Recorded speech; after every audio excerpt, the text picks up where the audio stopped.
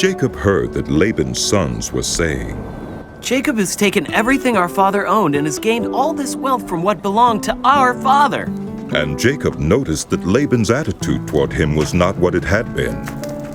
Then the Lord said to Jacob, "Go back to the land of your fathers and to your relatives, and I will be with you."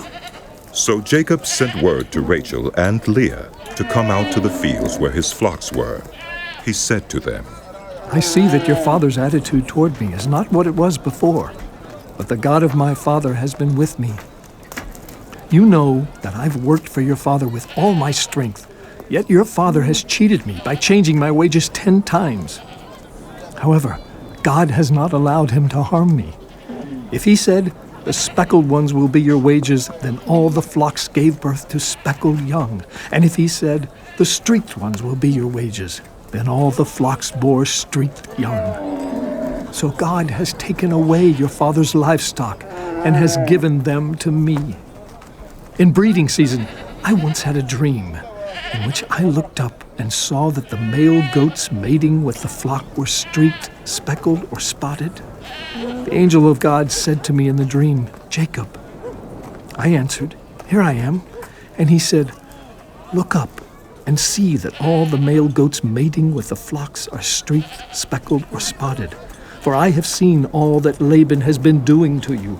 I am the God of Bethel, where you anointed a pillar and where you made a vow to me. Now leave this land at once and go back to your native land.'"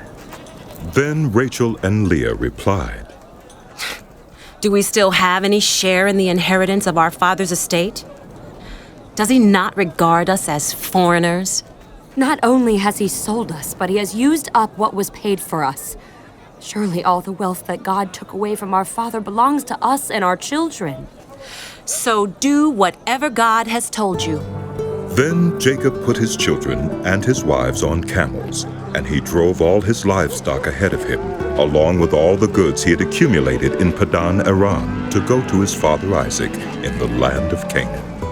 When Laban had gone to shear his sheep, Rachel stole her father's household gods. Moreover, Jacob deceived Laban the Aramean by not telling him he was running away. So he fled with all he had, crossed the Euphrates River, and headed for the hill country of Gilead. On the third day, Laban was told that Jacob had fled. Taking his relatives with him, he pursued Jacob for 7 days and caught up with him in the hill country of Gilead. Then God came to Laban the Aramean in a dream at night and said to him, "Be careful not to say anything to Jacob, either good or bad." Jacob had pitched his tent in the hill country of Gilead when Laban overtook him, and Laban and his relatives camped there too. Then Laban said to Jacob, "What have you done? You've deceived me, and you've carried off my daughters like captives in war? Why did you run off secretly and deceive me? Why didn't you tell me, so I could send you away with joy and singing to the music of timbrels and harps? You didn't even let me kiss my grandchildren and my daughters goodbye. You have done a foolish thing. I have the power to harm you. But last night, the God of your father said to me, 'Be careful not to say anything to Jacob, either good or bad.' Now you have gone off because you longed to return to your father's household. But why did you steal my gods?" Jacob answered Laban, "I was afraid, because I thought you would take your daughters away from me by force. But if you find anyone who has your gods, that person shall not live. In the presence of our relatives, see for yourself whether there is anything of yours here with me. And if so, take it." Now Jacob did not know that Rachel had stolen the gods.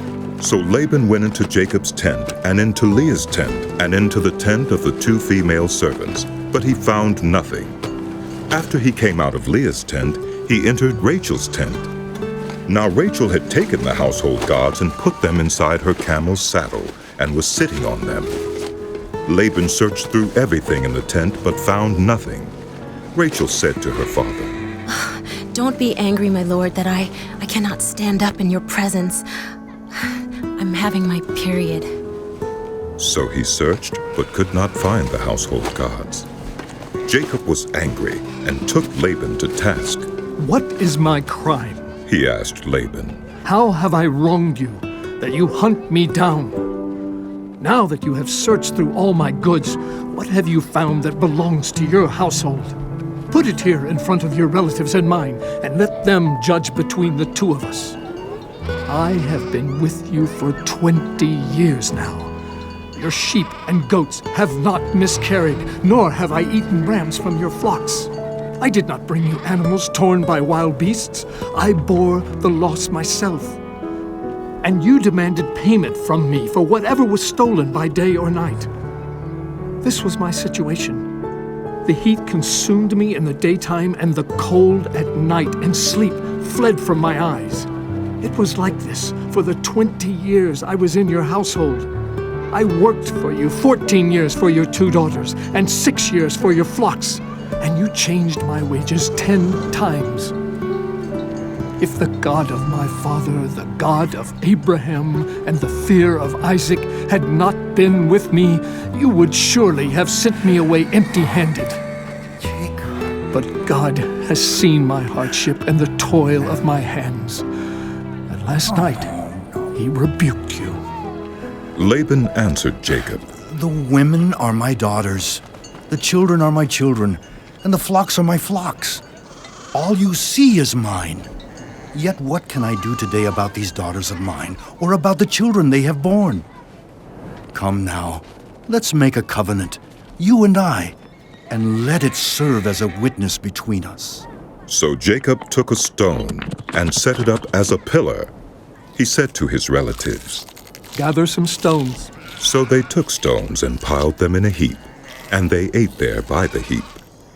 Laban called it 𝗙𝗿liche𝗺, and Jacob called it 𝗙𝗿cie𝗺. Laban said, This heap is a witness between you and me today. That is why it was called 𝗙𝗿cie𝗺. It was also called Mizpah, because he said, May the Lord keep watch between you and me when we are away from each other. If you mistreat my daughters, or if you take any wives besides my daughters, even though no one is with us, remember that God is a witness between you and me. Laban also said to Jacob, Here is this heap, and here is this pillar I have set up between you and me. This heap is a witness, and this pillar is a witness, that I will not go past this heap to your side to harm you, and that you will not go past this heap and pillar to my side to harm me. May the God of Abraham and the God of Nahor, the God of their father, judge between us. So Jacob took an oath in the name of the fear of his father Isaac.